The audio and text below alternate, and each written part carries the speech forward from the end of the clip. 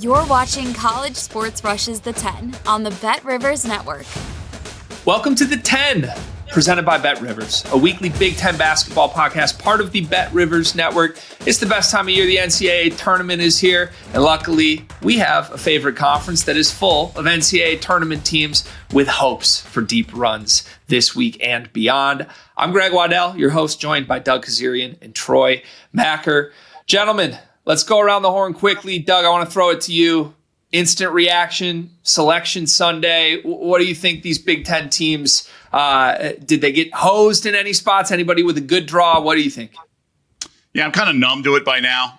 We expect sort of this kind of nonsense, and I've never been in the room. I'm sure there are variables that complicate things, especially when you have one conference in the SEC with 14 teams, a record 14, so you can't have them playing in the first round. So there's going to be some misseeded teams every single year. You just kind of got to – the question is not will there be, it's going to be which ones are going to be misseeded. In terms of the conference, yeah, I think, teams playing on Sunday should not be traveling on a short week to altitude. But the Big Ten got the short end of that stick in a couple ways, and we'll dive into those games. But it's what we expected. We were going to have a lopsided situation with the record numbers of the SEC. And then it's always the moving field goal posts of what matters, whether it be the metrics, the quad one wins. It's whatever sort of the committee wants to make convenient. Yeah, it's not a surprise at this point. That's the way I would frame it, right? We've seen a couple years in a row of just things that don't make a lot of sense. They've essentially told us late results don't matter in conference tournament week, Saturdays and Sundays. And I think you saw that play out with Michigan, who ends up winning the Big Ten title, remains on the 5 line.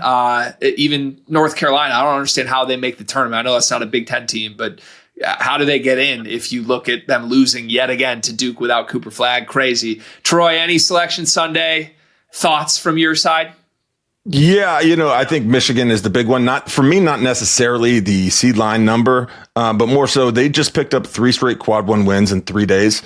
And now they're rewarded by playing college basketball's darling, an under the radar elite team in UC San Diego, that for people like myself and Greg have been talking about all year. And for people like Doug have been betting them all year because they're the best team in the country against the spread. And to boot, they have to play them on the West Coast. Now, certainly it is in Denver, Colorado, and not necessarily California where UC San Diego is, but they're going into the region of their opponent as opposed to the other way around. So I think that is the issue I take. And then, there are some matchups where you look and say, dang, I wish they got maybe an easier draw, especially Maryland and Grand Canyon. But the issue is that so many of the 1 and 2 seeds won their low major conference tournaments. So we are getting a loaded 11, 12, 13, 14 seed line because there were no crazy upsets where the 8th team in the Southland won or the 6th team in Conference USA won. So these really are the best of the best. So very few teams have an easy out in the first round.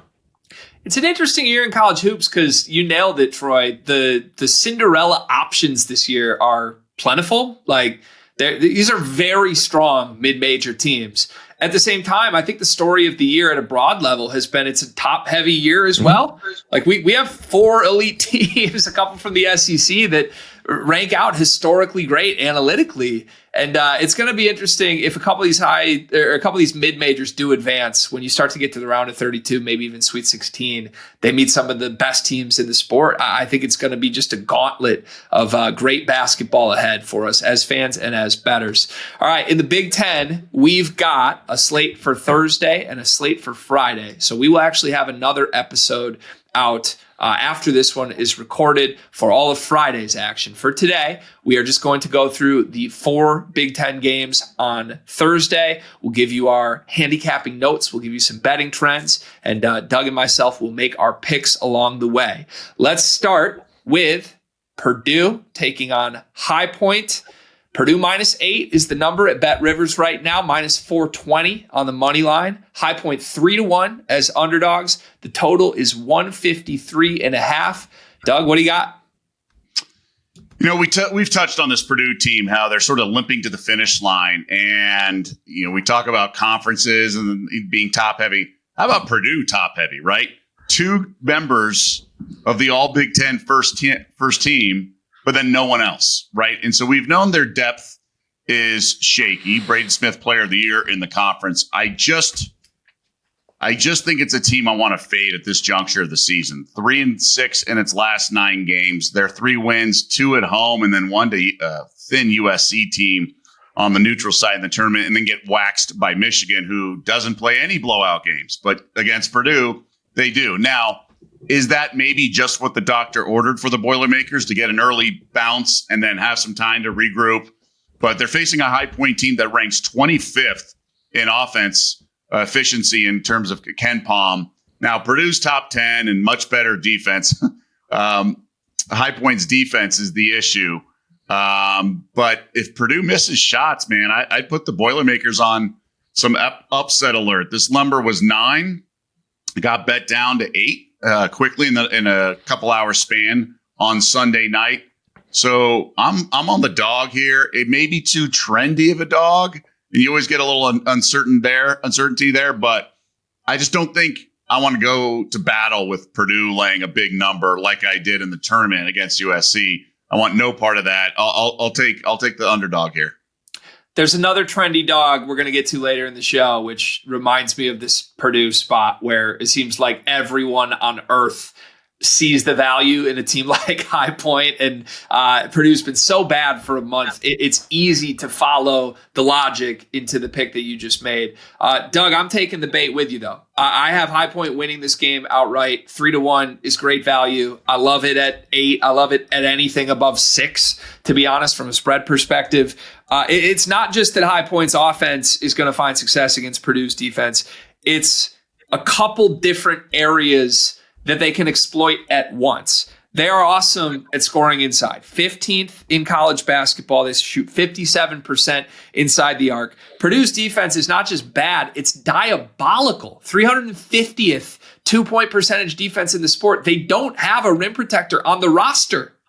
There's nothing. They don't provide any resistance. It's been that bad since January 1st, and they haven't schematically solved it whatsoever. The only thing that worked for a stretch of Big Ten play was they picked up this high pressure perimeter defensive style that ended up wearing their guards down. I think that's a huge part of why Braden Smith has been short on every jump shot for 3 weeks. But also, High Point's a team that doesn't really turn the ball over. I don't think they're going to struggle with turnover issues against Purdue. And then worst case scenario, if you're High Point, if you're missing shots in this game, you can get the offensive rebounds. They're 60th nationally in offensive rebounding. Purdue is just meh at best at preventing offensive rebounds.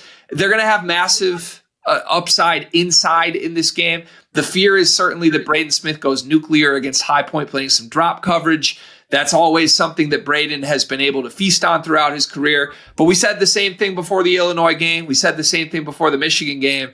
It just hasn't played true. He has not been the same guy in the last month. I do think the mileage has caught up to him. And specifically in this game, game pressure has been a thing for Purdue. They're so superstar dependent that they'll be tied with 4 minutes left. And you see it visibly wear on Trey Kaufman, Ren, and Braden Smith. They've had emotional moments they haven't responded to adversity. They've had physical moments they've ran out of gas. High Point will not run out of gas in this game. They play a very deep bench, 53rd nationally in bench minutes. They're old, 67th in experience in the country. They've been on the roster. They're huge in continuity. It's a perfect matchup for me for High Point to steal one here. I'm going to take the dog outright, 3-1 on the money line. Ooh. Troy, you have any insights for us?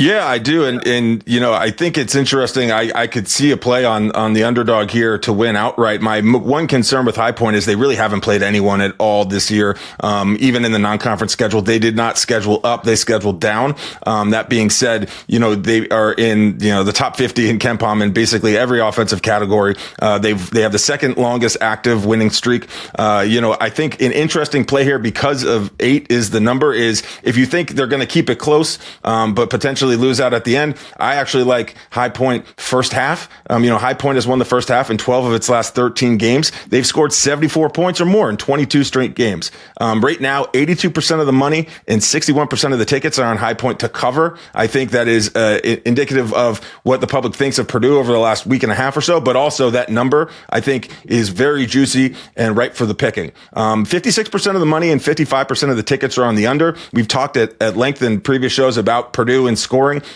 17 of Purdue's last 18 games against non-ranked teams on a neutral site have produced a total of 151 or more. So that's, early NCAA tournament games. That's early preseason tournament games in the first and second round when you're playing non-conference teams. So, which is going to line up with kind of a high point. So, I think this is going to be a close game. I want to lean towards High Point, but I do think that, the bettors are right to be leaning towards a High Point to cover because they can shoot. And we've seen Purdue struggle with a big roster in the NCAA tournament. They have first round losses to number 12 Little Rock. They have a first round loss to number 13 North Texas. And obviously they have a first round loss to number 16 FDU. Yep. Yeah, all right. A consensus in our first game from the panel here. The underdog may be decided to lean in High Point and Purdue. Let's move to our second game on Thursday. Wisconsin taking on Montana. The Badgers, 17-point favorites, 12-1 on the money line if you want to talk your way into Montana to pull the outright upset. Total is at 149.5. Doug, what do you think? Another situation where I'm on the dog here. And I think it's because of what I last saw, but I think it's representative and predictive of what I last saw. Let me clarify all that. So I think just dead legs for the Badgers. And I mean, they really hit a wall against Michigan, could barely shoot, things along those lines. And now they got to go from after several games in a row to get to the Big Ten championship game on Sunday. Now they got to play quick turnaround in altitude in Denver. And I just wonder about the heaviness of those legs. Now, I faded Wisconsin against Penn State, but man, the Nittany Lions hit a bunch of shots in the regular season finale. I just worry that the Grizzlies are sort of the wrong team to be here. If I had San Diego or one of these other better double-digit seeds, I'd be much happier. But I'm getting 17. I think some dead legs. Maybe he even pulls players just because of the fatigue factor. This is a mismatch for sure on paper. And I don't think, like, some of these teams from these small conferences are not that good, right? It's like, oh, they could get rolled, right? I think it's on the table because of Washington's ceiling of offense. But I'll grab the points with the dog here as well. It's a huge number, and rightfully so, because Montana's defense is awful. Like, normally you look, if you want a dog at a number like this, you've got to believe they're going to provide some resistance somewhere. And I don't see what that could be from the profile here. Really, the only thing that maps to causing any restriction to what Wisconsin wants to do offensively is that Montana limits three-point attempts. Only 35% of opposing shots come from behind the three-point line against Montana. We know this is a Wisconsin team, as they showed against Michigan. They'll settle repeatedly. They'll shoot 43s in a game, even if they're not going in. That's kind of what this team is built to do. It is a game. They're going out west, as you mentioned, maybe tired legs from 4 games in 4 days. Now, congrats. You have the Thursday game at 1:30 p.m. in Denver at altitude. I don't like any of that if I'm trying to back Wisconsin, but I just don't think schematically there's enough with Montana here to cause me too much issue. Wisconsin did play great basketball up until that Michigan game this week. I think that's the more important data point to me than the fact that they flamed out in their 4th game in 4 days. Get a couple nights rest. Let's make sure we get to Denver safely and get John Tonji some good sleep leading into this game. But for me, I don't want to touch the full game number, because I am worried maybe Greg Gard pulls some guys. If you are looking for a play, I would actually like Wisconsin to cover the first half number. I think they've done this consistently in the last month, and I expect them to jump out against a bad defense, make some shots early, get their confidence back. Let's throw it to Troy. Troy, what do you have from a betting insights or trends perspective? Yeah, I think when you look at Montana as, a conference champion in the tournament, and relative to some of the other teams that won their conference tournaments, they are on the weaker end of the spectrum, especially as it relates to defense, like you mentioned. They don't force turnovers, and they're not very good on the offensive glass. And I think a key for success in March Madness is being able to create extra possessions, turning 2s into 3s, and getting to the foul line when and scoring when no time comes off the clock.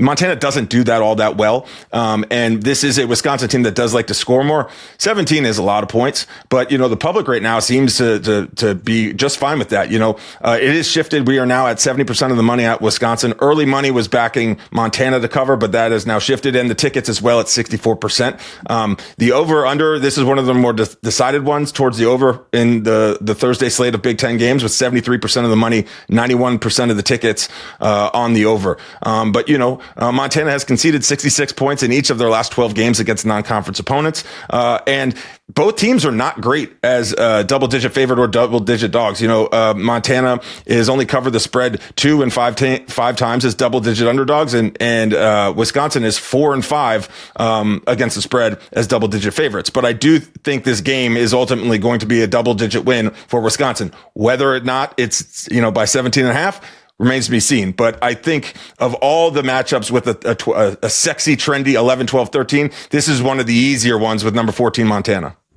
All right, there you have it. Thank you, Troy. Let's move to our third game. We've got the UCLA Bruins as the 7 seed taking on the Utah State Aggies as a 10 seed. UCLA minus 5.5 is the number at Bet Rivers, minus 250 on the money line. Utah State 2-1 on the money line to pull the upset. Total is 143.5. Doug, what do you like? So I find these matchups really interesting because every team that makes the tournament, unless it's just the craziest sort of upset and a double-digit seed in a small conference tournament wins their conference, there's going to be favorable stats, the profile, the bioblast, if you will, of some of these teams. And Utah State has some good numbers, whether it be their field goal percentage of 2 points and even their 3-point. I watched them live on Friday night when they played Colorado State, and the Rams just hit everything here in Vegas. I just think you have to be careful with some of these statistics that aren't sort of opponent adjusted. So I really don't care what Utah State shoots from the 2 in the Mountain West. I think the conference as a whole was down this year. I think San Diego State's nowhere close to the version we saw that went to the title game, and just what we've come to expect from the Aztecs, which have sort of outperformed previous years of the Mountain West, just being so underwhelming. I mean, this Mountain West, aside from the last year or two, has just been so bad in the tournament. So I think this is a lopsided matchup. It got bet down from 5 last night to 4.5.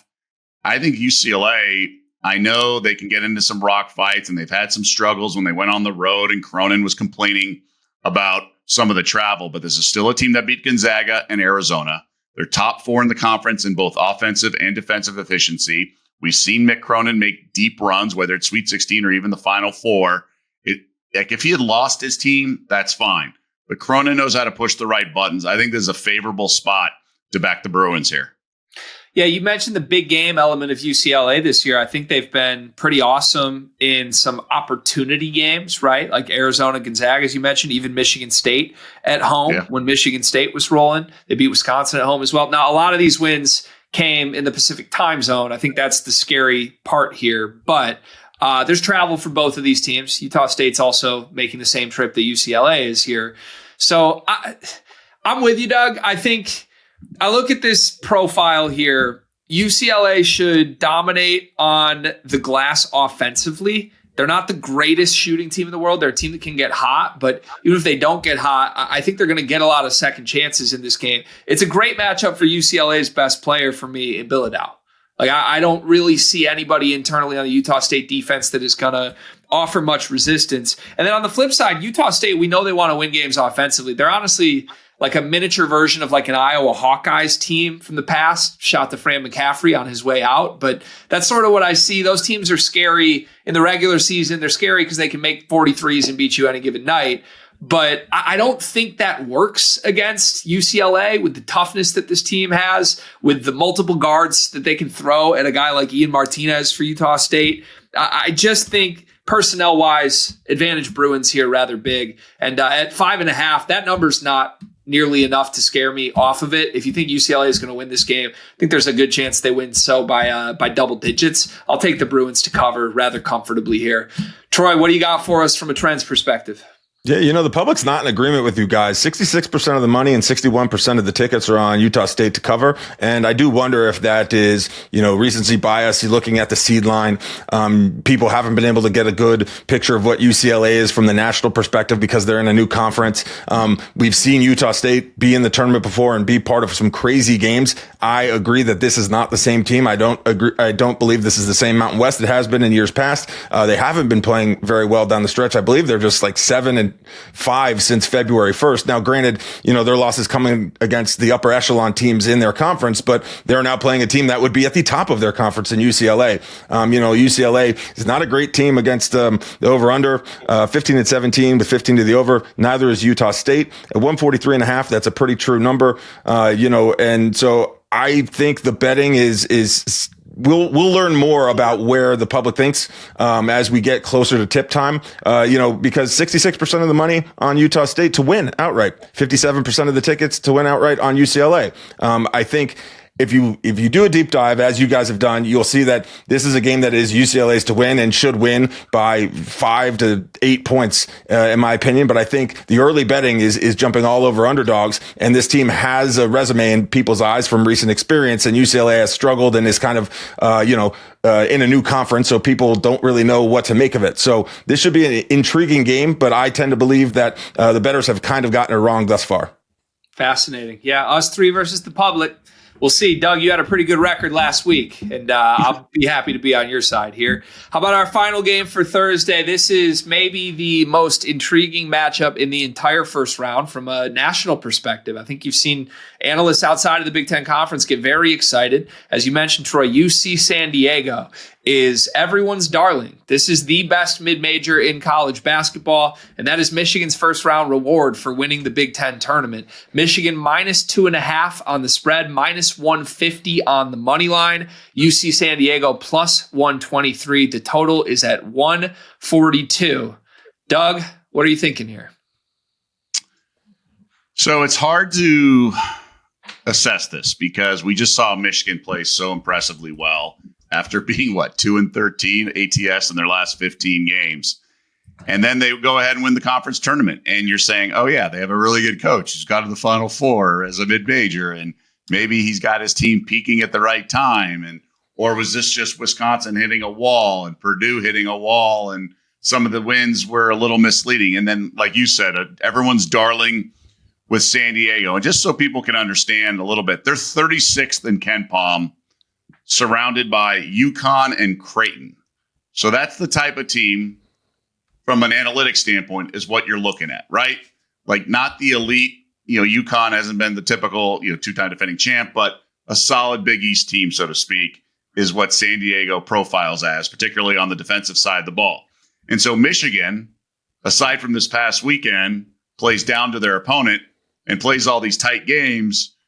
Yeah, you wish, obviously, you're getting more points, but those days are long gone. I used to live in Vegas in the 2000s, and you'd be catching 7.5 in this situation, maybe even 9.5.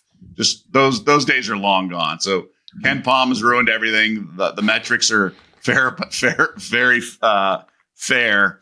And so I can't, in all good conscience, play this game. The over was bet up. I actually like the under. If I were to play anything, I would play the under. And I was touching about it with the Utah State game, but sometimes in these types of games, when you have such a small conference and then a big, like the size of the players really can become a factor, right? We know about Auburn and Yale in recent years, right? So the Auburn had the size advantage, but then Yale just hit every shot. And there's just not much you can do. And that's the beauty of the madness, right? The chaos. You have 3-point shooting that is the ultimate sort of it's the spread offense of college football, right? It levels the playing field like no other. And if a team can hit shots and Michigan goes a little cold, you get the crowd rallying, the non-Wolverine fans in the building will certainly sort of be galvanized by UC San Diego. So if I had to play a side, it's Michigan. But I think if I had to bet it, I would closer to play the under in this game. I do think just the physicality, the coaching, everything is just a step up than what UC San Diego's used to. Not that they can't win this game. Of course not. Of course, that's because I'm not betting Michigan for that reason. But I just think it's a little too much respect for UCSD. I want to thoroughly endorse your play of the under, and I will get to a side that is on my card as a strong play as well. But I think under is absolutely a great read. There's a lot of similarities in how I think this game will play out schematically to that really ugly Michigan-Nebraska game from a month ago that finished, I think, 49-46. San Diego basically does similar things to Nebraska. They dare you to shoot from three. They load up the paint. They throw matchup zones and all these weird looks at you. And they're small, right? They're 6'8" in the front line. Theoretically, to me, you can't really feel comfortable saying it's a nightmare matchup for Michigan when your center's 6'8". Vlad Golden has been too good for the last month. There is a world here that he's just too big and dominates this team. There is a world that not only can they not stop Vlad Golden, but they have no secondary answer for Danny Wolf. Dusty May is going to have to figure that out. But, you know, the turnovers are a thing that everyone's pointing to because San Diego is so proficient in that. They are 7th nationally in avoiding turnovers offensively. They are 2nd nationally in forcing them. It's an all-time disparity, and it's smart basketball. But I've seen this Michigan team win a bunch of games turning the basketball over. We're 3 days removed from them turning it over 19 times to Maryland's 6 and just out-rebounding them by 29 rebounds and winning a game against Derek Queen and Julian Reese. I mean, if that version of Michigan shows up against a 6'8" front line that doesn't offensive rebound at all, Michigan's going to even out the possession battle just by rebounding alone. So I like the under because I don't trust Michigan's shooters right now. And I think San Diego is going to run into enough issues of their own offensively with Michigan's size here. But against the spread, I'll go there, Doug. I like Michigan in this spot. I'm going to fade the public here. We'll see if Doug has, or if Troy has some data that backs up my general feel that people want to take San Diego here. I just don't see it as a nightmare matchup. I just don't. I think San Diego's very good. They may well win this game because they are very good. But Michigan's size, their strength inside, is going to be as much of a problem for San Diego to handle as the turnover disparity will be for Michigan. You look at the one top 50 team San Diego played this season. It was all the way back in the first game of the year. But it was San Diego State with a true freshman 7-footer, Magoon Gwath, who has turned into one of the better rim protectors in the country. But that was his first career game. San Diego shot 28% from 2-point range against a freshman 7-footer from the Mountain West. I don't think it's going to be easy sledding for them in this game. I like Michigan to separate, and we'll see where they go from there. Troy, what insights can you give us? You know, this game should be off the charts from a public betting perspective. I'm surprised that 74% of the money and 62% of the tickets are on Michigan to win outright. 5-12 is the sexiest game of the tournament. As we've discussed, San Diego is the sexiest mid-major of the season. I wonder if it has to do with the public valuing making a run to a conference tournament far more than the committee does. They don't really care that at all, especially if you play on Sunday. 57% of the money, 51% of the tickets on San Diego to cover. So there is lean there on the underdog. But this is a spot where I would think that 55 to 60% of the money is on the underdog to win. Potentially, there's not enough value there. Public was hoping that they'd be at plus 180, plus 210. At plus 123, that's not a great value for an underdog that does have size issues. However, I will say this. In their conference championship game against UC Irvine, they went up against a 7-2 center in Bent Lukton, who is really good. And they just pressured the hell out of him. They were triple teaming him when he got it on the low block, and they just kind of try to force chaos to turn the ball over. And they do have a player in Ananoia Tate Jones. It is a mouthful, who has potential to be a breakout star, kind of along the lines of Ali Faroukmanesh, also a long name from Northern Iowa, all the way back in the day when they beat Kansas. I think Michigan does win this game. I think this is a bad matchup for our darling. But the public is at least leaning towards San Diego to cover, even though I think the public is right to put all the money on Michigan to win. This is the second most wagered on game of the first round. San Diego to cover is the third most wagered on play of the first round, but Michigan to cover is the fifth most wagered on play. So there's going to be a lot of spread money on this game as we get closer to game time. The one thing I will say, as someone who has watched every second of Michigan basketball and made a lot of bets on this team or against this team this year, I would never touch a -2.5 spread for Michigan, just take the money line at that point, minus 150. That will be my play, playing Michigan in this spot. Okay, let's go back to some best bets quickly. Doug, what are you going with your best bet for Thursday? Oh, man. I kind of have the ones I have a stance on. I'm going to go UCLA. I think the Utah State, it could have just, look, like I said, I was at the game. Colorado State hit everything. But Utah State, I don't think is that well coached. I think this is a step up in class for them. And I think Cronin will have his guys ready. I think this line feels too cheap for me. I like that play a lot. I am going to go back to that Purdue High Point game. And I told you I'm taking the money line. I'll be safe as well. Give me High Point +8 as my favorite play on the card for Thursday. Make sure you check out the house specials page for daily boosted bets and special props for the NCAA tournament. Thank you for watching. This was another episode of The 10 presented by Bet Rivers. We'll have an episode breaking down all Friday's action as well. Stay tuned. Thanks for watching College Sports Rushes the 10 on the Bet Rivers Network.